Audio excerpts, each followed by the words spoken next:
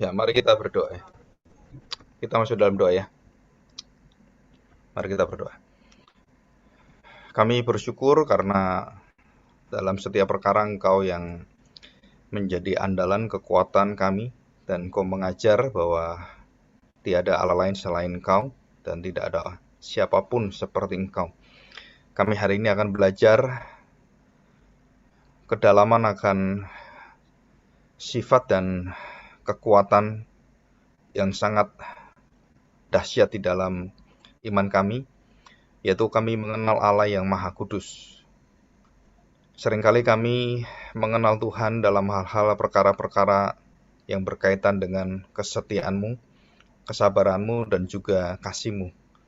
Bahkan kemurahan Tuhan yang kadang kami sepelekan, dan dunia ini tidak merasakan sebagai kemurahan lagi, tapi sebagai tuntutan karena untuk kebutuhan-kebutuhan mereka.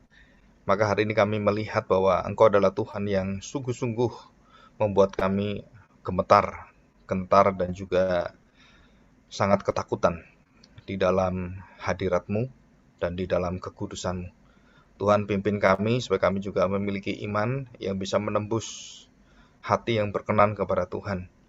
Karena dengan kekudusan inilah kami bisa melihat dengan jelas hati Tuhan yang begitu baik, hati Tuhan yang begitu limpah dalam segala perkara, kejadian-kejadian, peristiwa yang Engkau rancang, yang Engkau rencanakan, dan Engkau izinkan Tuhan. Terima kasih, kami akan mendengarkan firman-Mu. Berikanlah kami hati yang sungguh-sungguh bisa mengenal dengan kuasa Roh-Mu yang kudus, dan dengan kuasa firman Tuhan, kami bisa menikmati seluruh hadirat Tuhan hari ini, dan juga kami terima waktu kami jalani firman Tuhan, sehingga kemuliaan Tuhan memancar dalam hidup kami. Terima kasih Bapa, kami serahkan doa kami di dalam nama Tuhan kami Yesus Kristus. Amin. Ya, kita akan belajar hari ini tentang temanya itu tentang kekudusan Allah ya. The Holy One. Nah, ini satu firman Tuhan yang sangat dicintai dan yang sangat eh, semangat gitu ya. Ada satu passion yang sangat dalam sekali, dan hampir semua tokoh reformator dan juga para kaum Puritan itu mempunyai satu pilar yang paling utama, yang tertinggi, yang mereka sangat cintai, yang sangat mereka gandrungi gitu ya. Itu adalah tema tentang kekudusan. Jadi mulai dari Richard Baxter, kemudian John Owen, dan termasuk Martin Luther sebenarnya, pencetus dan juga pelopor gerakan reformasi itu karena bertemu dengan kekudusan Tuhan dalam firman-Nya. Tentang satu firman Tuhan dalam Roma pasal 1 ayat 16-17. Jadi hanya melalui iman bahwa orang itu diselamatkan, bukan karena yang lain. Nah, dia bertemu dengan teologi Kristus, cross theology, teologi salib. Nah, di situ dia berubah semuanya. Apa yang dia pelajari itu berubah. Nah, siapakah pencetus pertama kali di dalam Alkitab yang menuliskan tentang kekudusan Allah? Siapakah yang pertama kali? Satu puji-pujian yang banyak dalam Alkitab, termasuk pujian yang dalam Mazmur, kitab Mazmur ditulis oleh Daud dan juga penulis-penulis yang lain, itu juga mengungkapkan tentang hal kekudusan Tuhan, kekuasaan dan kemahatauan, kemahakuasa, maha hadir Tuhan. Itu dituliskan banyak. Tetapi siapa yang pertama kali orang yang menuliskan syair atau himne ya, boleh katakan demikian, pujian rohani pertama kali itu adalah Musa yang dicatat dalam firman Tuhan. Nah, kenapa Musa menuliskan itu? Karena dia sudah menemukan satu kemuliaan Tuhan, nilai yang tertinggi, yang terluhur dari hadirat Tuhan adalah kemahakudusan Tuhan. Jadi dia pertama kali bertemu dengan Tuhan dalam semak belukar yang menyala itu. Kita tahu bahwa Musa diminta untuk menguduskan diri dengan menanggalkan sandalnya. Itu satu lambang ya. Jadi menanggalkan sandalnya artinya bahwa tempat itu ada tempat yang kudus, dan hanya Musa yang bertemu dengan Tuhan dan tidak boleh yang lain. Dan itu juga kekudusan Tuhan. Dan nanti kita semua akan bertemu dengan Tuhan, bukan hanya Musa saja mewakili, karena kita menjadi umat yang dikuduskan Tuhan, Maha Kudus gitu ya. Dari Tuhan yang Maha Kudus itu kita akan dikuduskan menjadi imamat rajani yang memberitakan perbuatan-perbuatan Allah yang maha besar. Nah, itu adalah bukan hanya dipilih Musa saja, imam besar saja, tapi kita semua itu akan menghadap Tuhan bersama dengan seluruh orang percaya. Jadi imam besar kita cuma satu, yaitu Kristus. Nah, itu di mana tempat yang tertinggi adalah kemuliaan kekudusan Tuhan.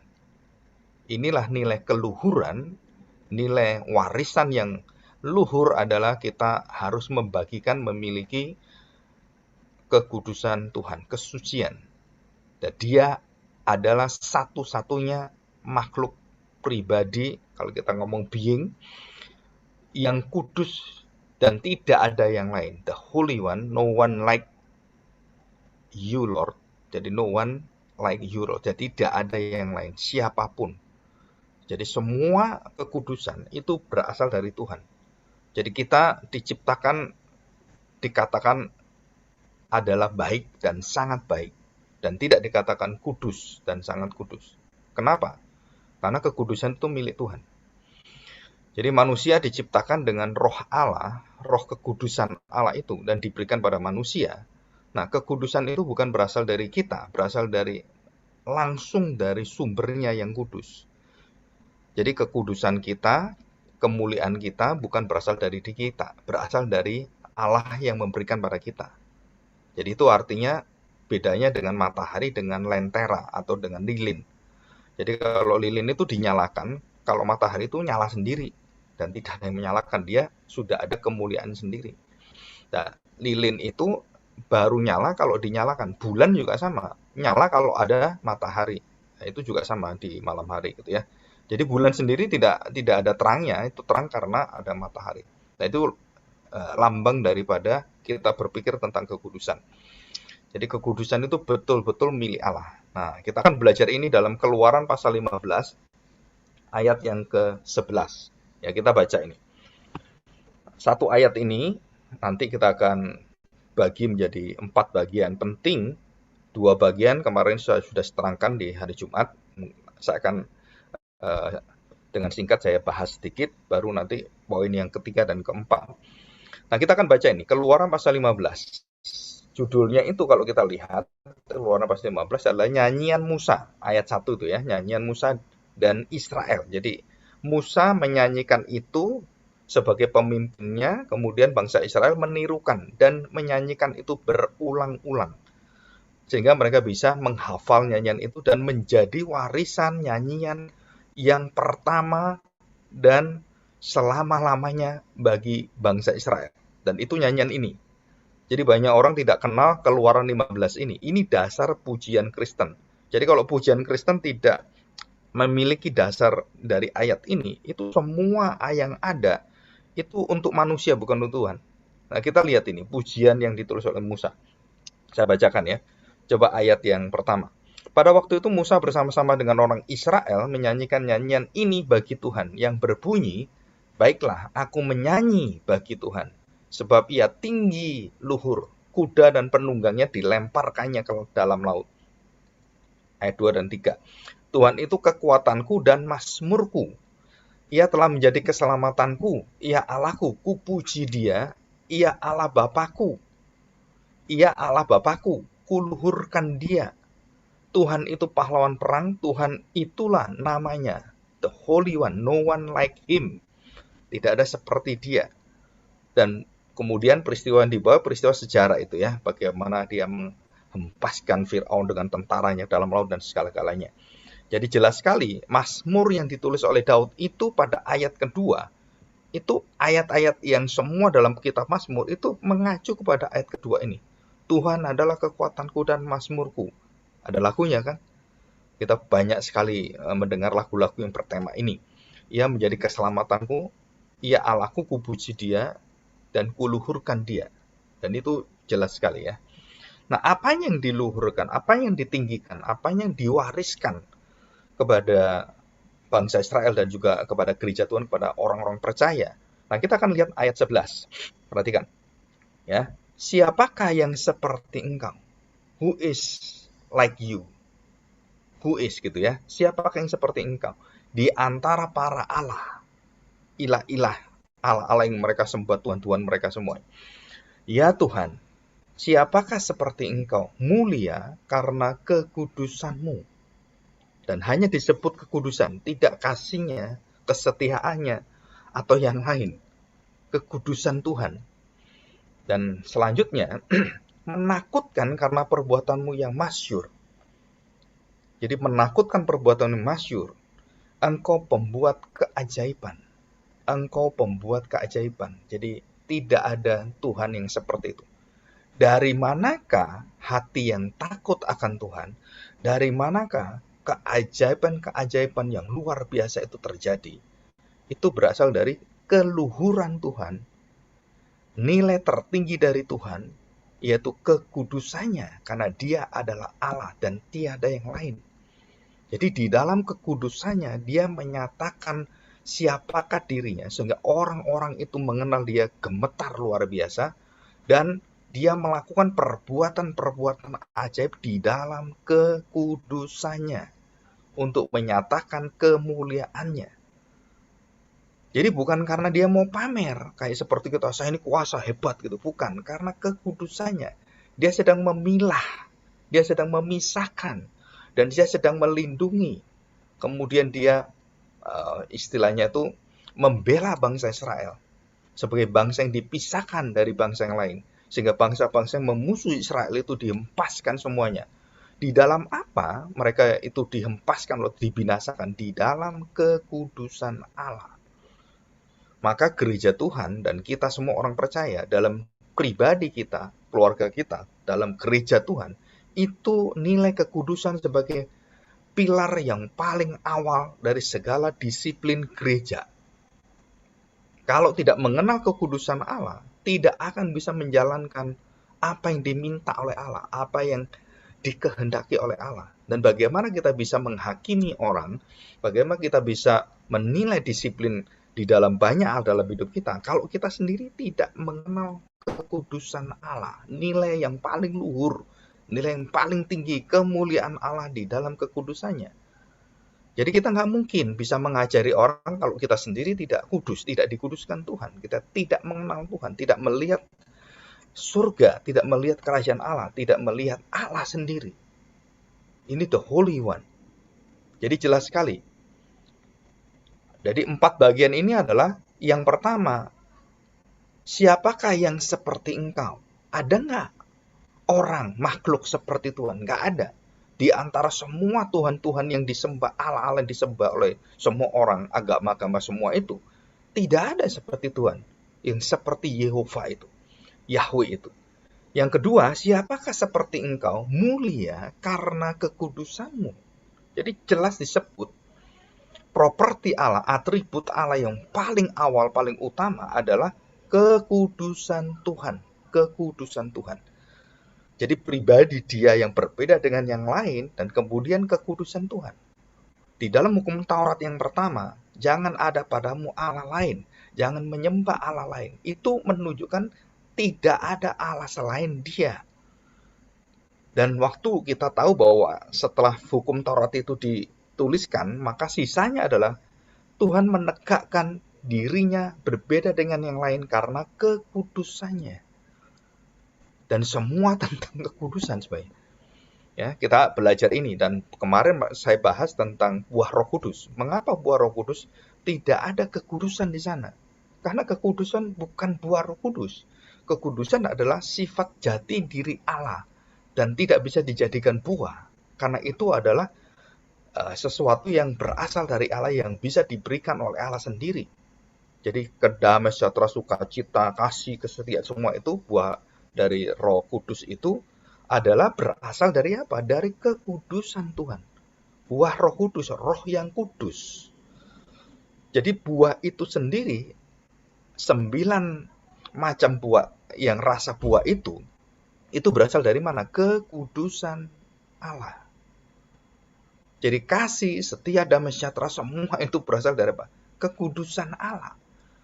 Kenapa Allah bisa setia mengasihi kita? Karena Dia kudus. Dan ini pintu awal kita mengenal Tuhan adalah mata kita harus dibuka dulu di dalam kekudusannya sehingga kita bisa melihat Allah. Dan inilah poin pertama waktu Yesaya ketemu dengan Tuhan. Maka Yesaya mengenal dirinya yang celaka, binasalah aku.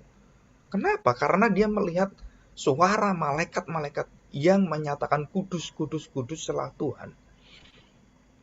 Jadi manusia dalam kebobrokannya, kejijikannya, itu tidak mungkin mengenal Allah. Begitu Allah menyatakan diri, langsung binasa kamu.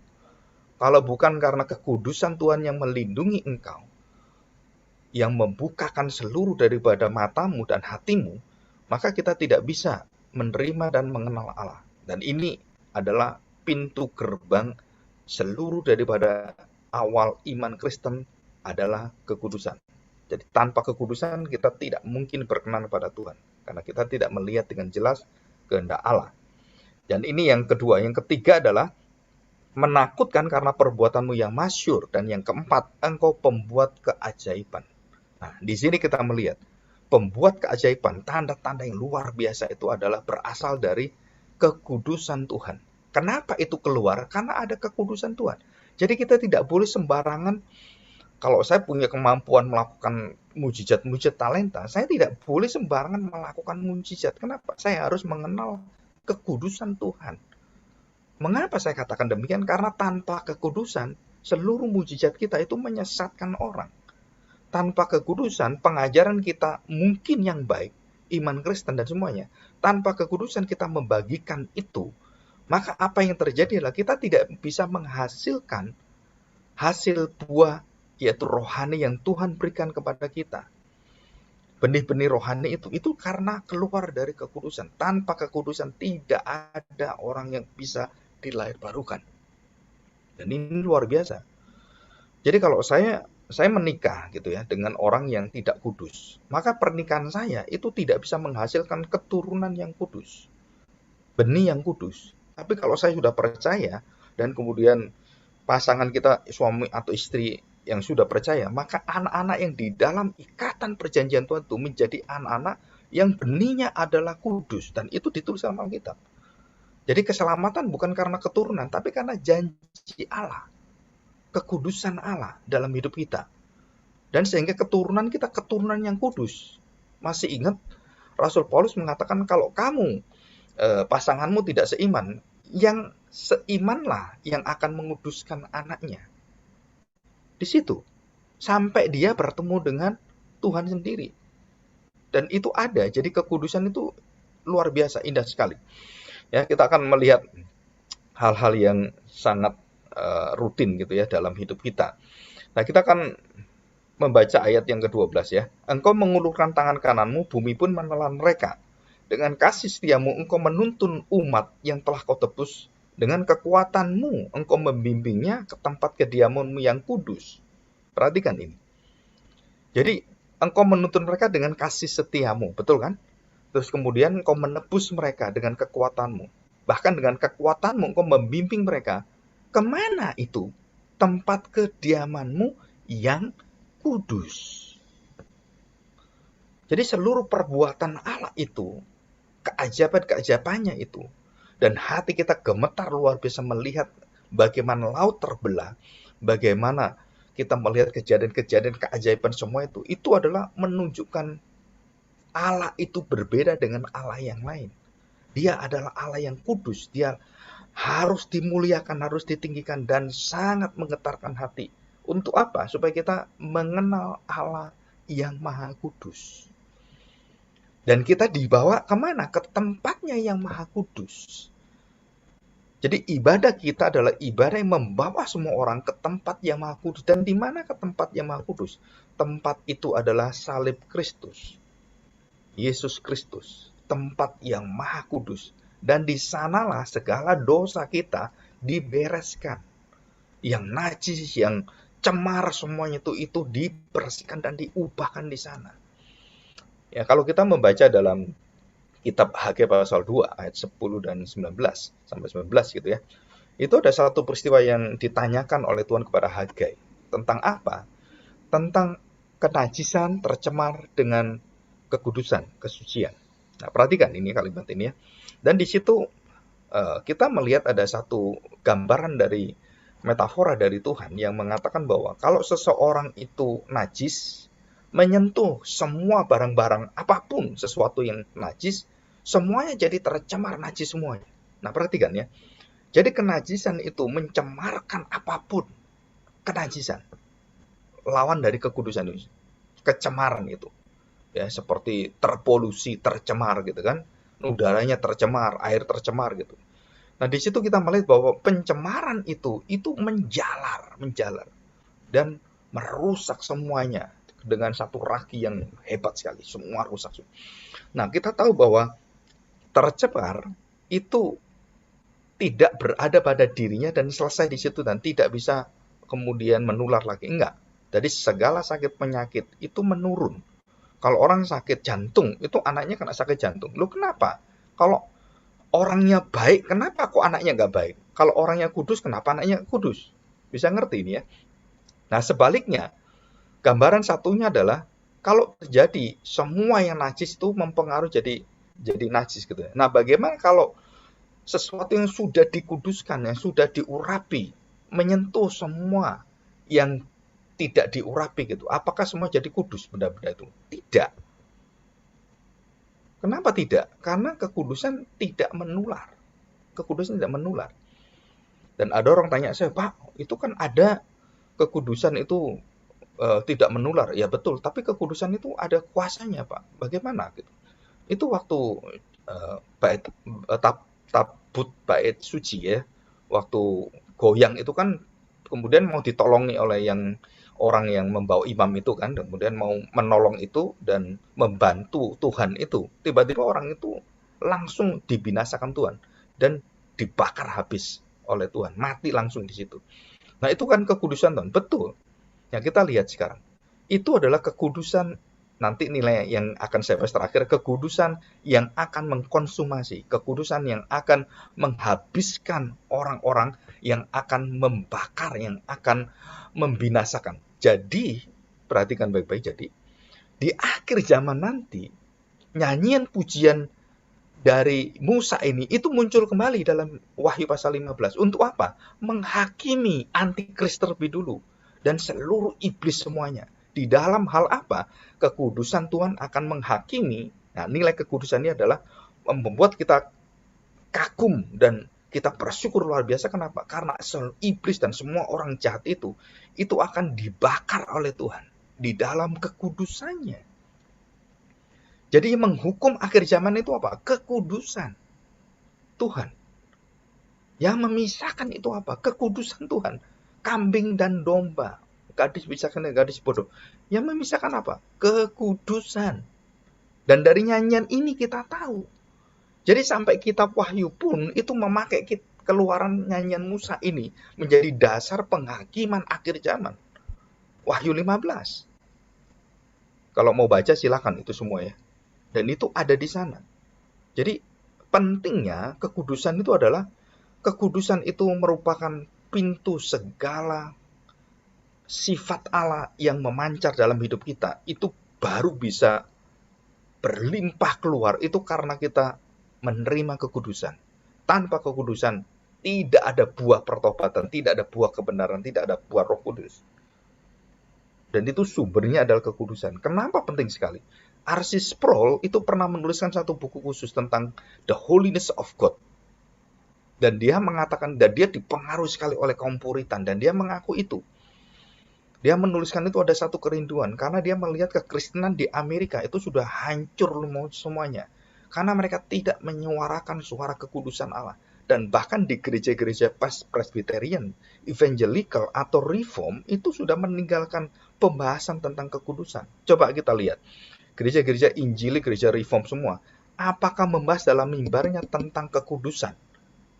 Kita jarang mendengar ini. Padahal orang reformator itu, kaum Puritan dan juga Presbyterian Evangelical, itu dulu yang pada zaman abad 17-18, mereka sangat kental sekali membahas tentang kekudusan Tuhan.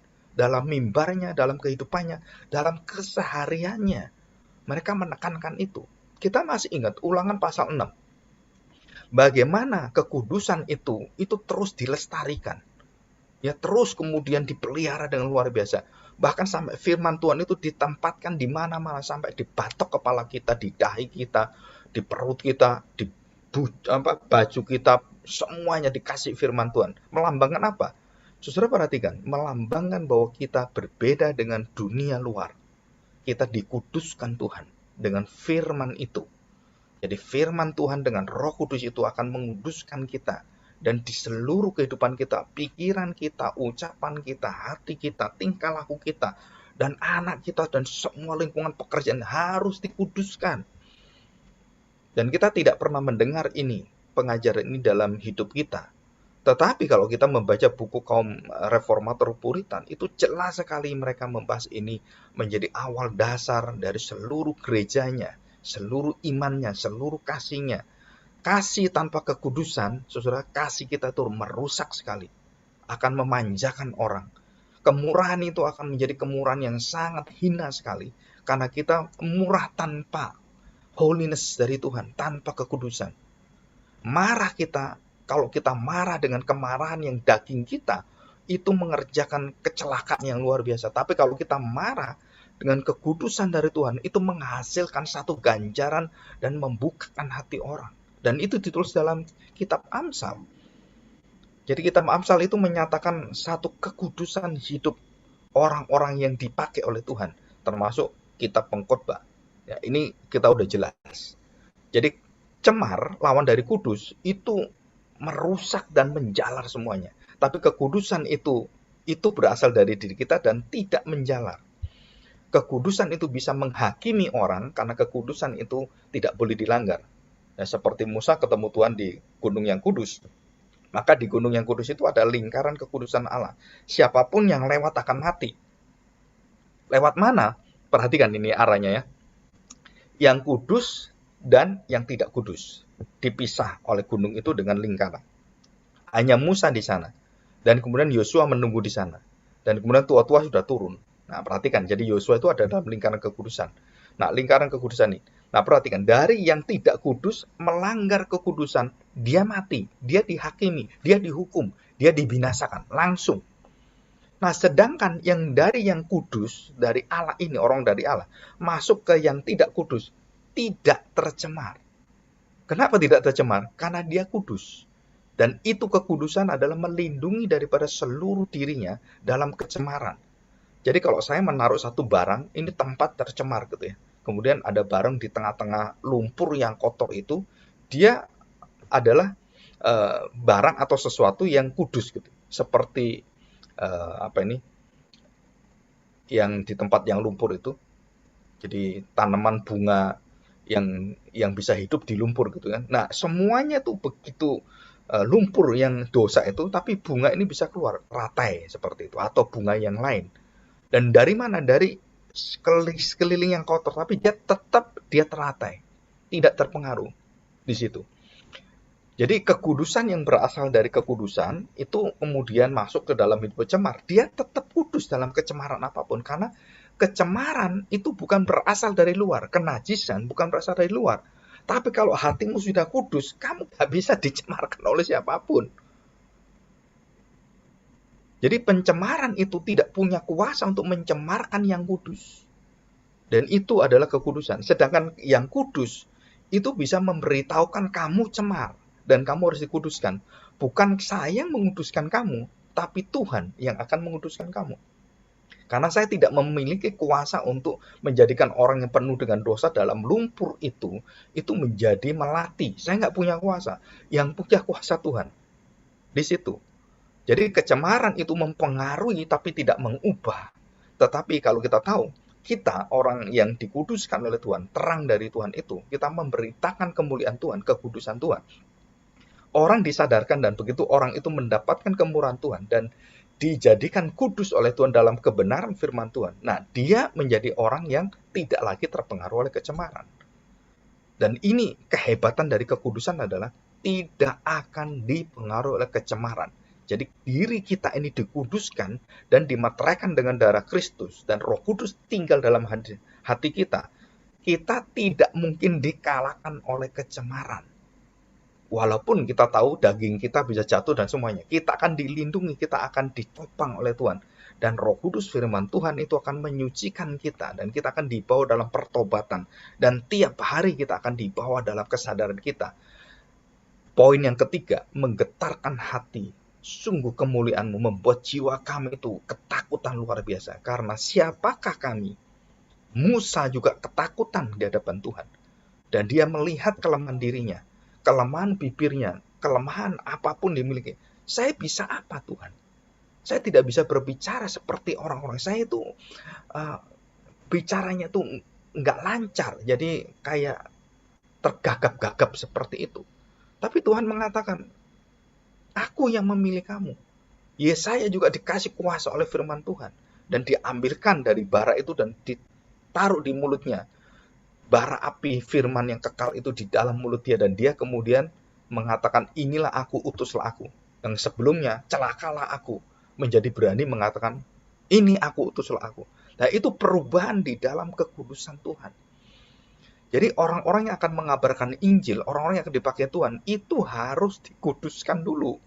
Kalau tidak dikuduskan, kita mengutus mereka, itu mencemarkan, membuat segala sesuatu itu rusak luar biasa. Kenapa? Karena kalau bukan kekudusan, itu pekerjaannya itu akan merusak seperti orang Farisi ahli Taurat. Yang raginya itu sudah merusak sekali. Mereka menerima kejahatan-kejahatan menjadi kebenaran. Kenajisan itu menjadi kekudusan.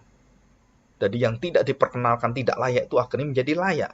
Binatang-binatang yang dijual oleh ahli Taurat, orang-orang kaum Farisi semua yang di Bait Allah itu semua itu adalah binatang-binatang yang sebenarnya tidak layak. Tapi karena mereka yang melayakkan boleh dijual. Kalau orang lain tidak boleh masuk ke Bait Allah, tapi kalau di dalam boleh gitu. Jadi yang mencemarkan siapa? Dirinya, hatinya. Dan Tuhan Yesus mengatakan itu dengan jelas sekali. Ya, kita bersyukur. Nah, kita masuk di sini. Nah, di dalam Keluaran pasal 15 ini kita tahu bahwa poin yang pertama adalah diri Allah yang berbeda dari semuanya hal yang lain. Yang kedua adalah kekudusannya yang membedakan dari segala yang lain. Dan yang ketiga adalah semua orang yang mengerti kekudusan Tuhan itu merasakan kekuatan yang luar biasa. Kekuatan bertemu dengan Allah yang Maha Kudus itu mengubah seluruh hidupnya. Hadirat Allah itu melahirbarukan dia. Kamu harus lahir baru. Kamu harus dilahirkan kembali. Tuhan Yesus mengatakan kepada Nikodemus, kamu harus lahir kembali, dilahirkan ulang. Diciptakan ulang. Dan tidak diperbaiki, tidak direnovasi, tidak diservis, bukan. Kamu harus diganti semuanya. Dan kamu harus memiliki roh yang baru, yang kudus dari Tuhan. Itu dinamakan lahir baru, lahir di dalam Roh Kudus. Dilahirkan oleh Roh Kudus. Nah, nyanyian ini adalah nyanyian yang terus menjadi warisan. Dan sayangnya gereja kita itu sepanjang zaman ini melupakan pujian ini sebagai pilar. Ya, bangsa Israel itu perayaan-perayaan yang ada itu menyanyikan Keluaran 15 ini setiap hari perayaan. Perayaan Paskah, Jumat Agung, semua itu perayaan-perayaan yang ada. Itu seperti Ekaristi gitu ya, satu ungkapan bersyukur, ritual semuanya. Itu pujian Musa ini menjadi pilar puji-pujian seluruh perayaan yang ada. Jadi nilainya apa? Adalah meninggikan, meluhurkan nilai yang terluhur dari Tuhan yang paling excellent, yang paling bermutu, yang paling tertinggi diutamakan adalah kekudusan Tuhan. The holiness of God. Kekudusan Tuhan. Ya, dan kita tahu ini. Ada satu bapak gereja Puritan, namanya Jeremy Burroughs. Ya, dia hidup sekitar tahun 1599 sampai 1646. Nah, dia mengatakan begini, the holiness of God is the height of the God's excellency. Jadi, satu-satunya yang dibicarakan malaikat yang paling awal, yang dibicarakan oleh nabi-nabi yang paling awal dan puji-pujian paling awal yang ada di surga adalah kudus, kudus, kuduslah Tuhan. Dan ini harus diajarkan dan kita harus sering mendengarkan pengajaran-pengajaran ini. Dan ini sudah jarang sekali diajarkan. Padahal pintu awal kita mengenal Allah adalah mengenal kekudusannya. Tanpa kekudusan kita tidak bisa mengerti siapakah Allah. Kita tidak bisa melihat Allah. Kita tidak bisa mengenal kehendaknya. Nah, di dalam kekudusan inilah kita tahu apa yang Tuhan mau. Kita tahu apa yang dikehendaki Tuhan. Sehingga waktu kita tahu dan itu bertentangan dengan seluruh suara yang ada, baik itu moral, baik itu suara sosial, baik itu suara yang ada dalam masyarakat ataupun yang ada dalam pikiran kita, kita harus memegang yang kudus dari Allah. Dan kita harus mau menjalani ketaatan dalam kekudusan Tuhan. Kenapa? Kalau kita tidak menjalani itu, kita akan menjadi cemar. Dan waktu kita menjalani itu, kita akan dikuduskan dalam hidup kita, diri kita, dan kita tidak akan tercemar dengan sekeliling kita. Dan itulah kita berjalan di dalam kekudusan Tuhan. Ya, ini sangat sangat indah sekali. Dan dikatakan dengan jelas pada ayat 13, Keluaran 15 ayat 13, dengan kasih setiamu, engkau menuntun umatmu yang telah kau tebus. Dengan kekuatanmu, engkau membimbingnya ke tempat kediamanmu yang kudus. Jadi kita semua ini sedang dibawa oleh Tuhan kemana? Jadi ada satu buku yang ditulis oleh Rick Warren itu ya. Jadi kita mengenal kehendak Allah. Nah, tapi tidak pernah dibahas tentang kekudusan Allah dalam buku itu. Dan itu mengherankan sekali. Kenapa? Karena tanpa kekudusan Tuhan kita tidak tahu the purpose of our life. The purpose driven itu yang ditulis, itu tidak membahas sama sekali tentang kekudusan Tuhan. Dan saya pernah mengatakan itu, kamu tidak akan bisa hanya dengan puasa 40 hari kamu mengenal Tuhan. Nggak mungkin. Agama-agama ini juga melakukan puasa yang sama. Mereka apa bisa mengenal kekudusan Tuhan, mengenal kehendak Allah? Tidak mungkin. Karena kita melihat Allah, mengenal kehendak Allah itu hanya karena kita menerima kekudusan. Dan kekudusan itu bisa diterima kalau kekudusan itu membawa kita dalam kelahiran yang baru. Tanpa kelahiran baru, kita tidak bisa melihat itu. Ya, jadi harus melalui ini. Jadi bukan karena kita berpuasa, kita mengenal kehendak Allah. Karena melakukan ini kita bisa ini. Karena kita melakukan, bukan itu. Dan buku itu ada kelemahannya adalah tidak membahas yang pertama pintu gerbang kekudusan. Tanpa kekudusan, tidak ada orang yang kenal apa maksud Tuhan, the purpose of our life, yang dirancang oleh Tuhan, yang dibuat oleh Tuhan. Kita tidak akan bisa mengenal. Walaupun orang bisa tahu semuanya, kita harus memberitahu orang-orang itu. Kenapa? Karena saya sebagai hamba Tuhan wajib memberitahu apa sih kelemahannya. Dan semua orang yang diberitahu marah-marah dengan saya. Kenapa? Bapak kok lebih pintar dari Rick Warren gitu. Bukan soal Rick Warren. Ini soal firman Tuhan, bukan soal saya. Ini soal kekudusan Tuhan. Kalau itu tidak dituliskan, nggak bisa. Kamu mau buku 100 buku pun, orang pinter, pendeta, apapun, nggak akan bisa mengenal Tuhan. Nggak akan. Apalagi orang mengandalkan mujizat-mujizat bisa mengenal Tuhan. Nggak mungkin. Saudara. Tuhan Yesus banyak berbuat mujizat. Orang menerima mujizatnya yang memakan roti, 5 roti 2 ketol ikan dengan 5.000 orang, 4.000 orang itu, berapa puluh ribu orang itu yang makan. Apakah kemudian mereka mengenal Tuhan? Tuhan marah dengan mereka, diusir mereka semuanya. Kamu cuman maunya saya tuh mengisi perutmu, mengisi matamu dengan spektakuler seperti itu. Enggak, yang aku kehendaki adalah engkau mengikuti aku. Engkau hidup seperti aku di dalam kekudusanku. Dan siapa mau? Itu orang-orang pada semua mengundurkan diri. Termasuk dia berkata kepada siapa? Murid-muridnya. Kamu juga kalau sama, pergilah kamu. Itu awal pelayanan Tuhan Yesus loh.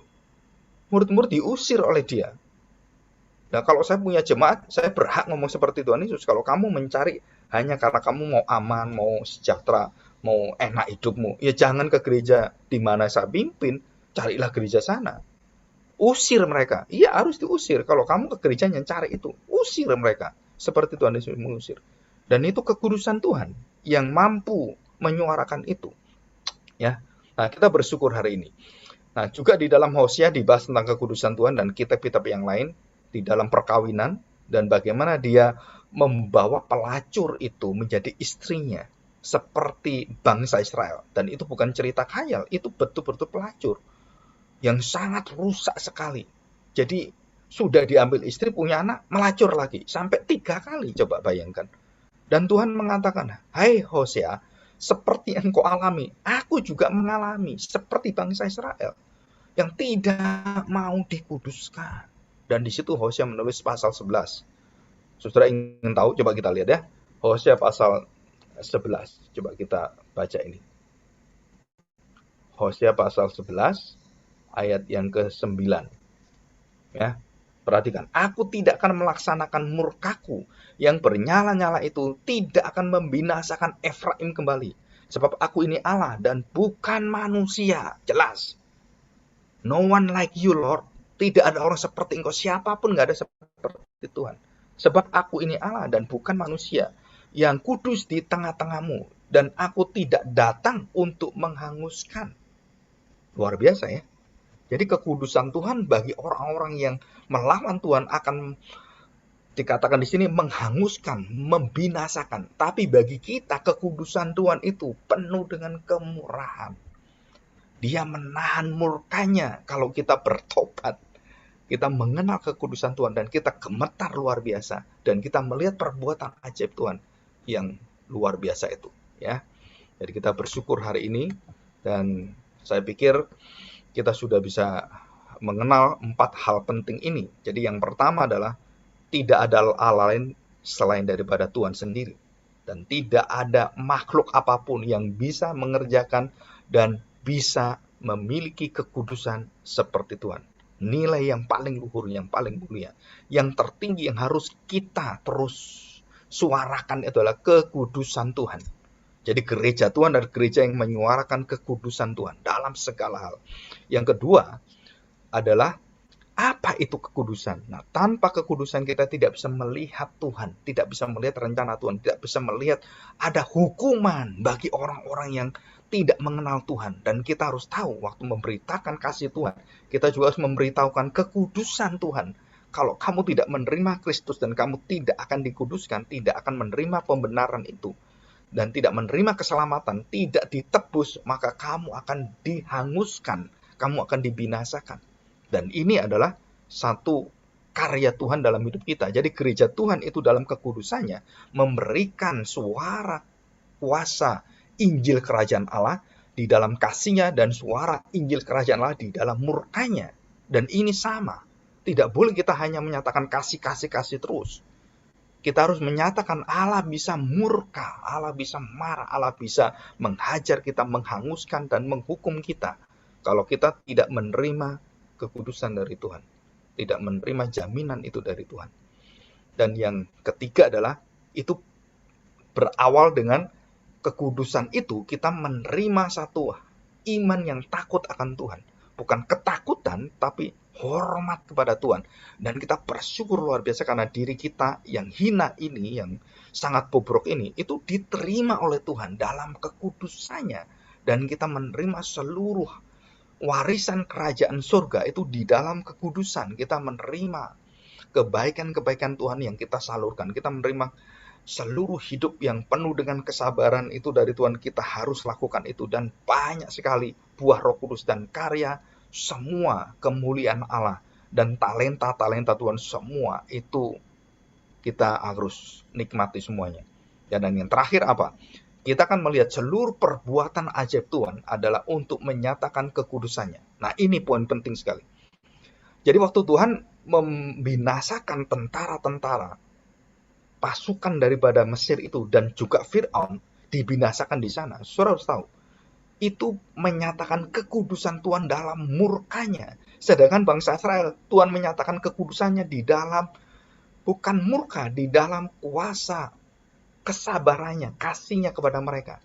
Jadi melalui laut yang sama, ada 2 bangsa yang dipisahkan oleh Tuhan. Satu bangsa yang dipilih oleh Tuhan dengan kasih setianya, dan ada satu bangsa yang begitu bobrok, begitu jahat, yang akan dimurkai Tuhan dan dimasukkan, dibenamkan di dalam laut itu, di dalam hukuman itu. Jadi laut itu melambangkan hukuman Tuhan. Laut melambangkan tempat di mana orang-orang akan dibinasakan Tuhan. Dalam kitab Wahyu, itu jelas sekali.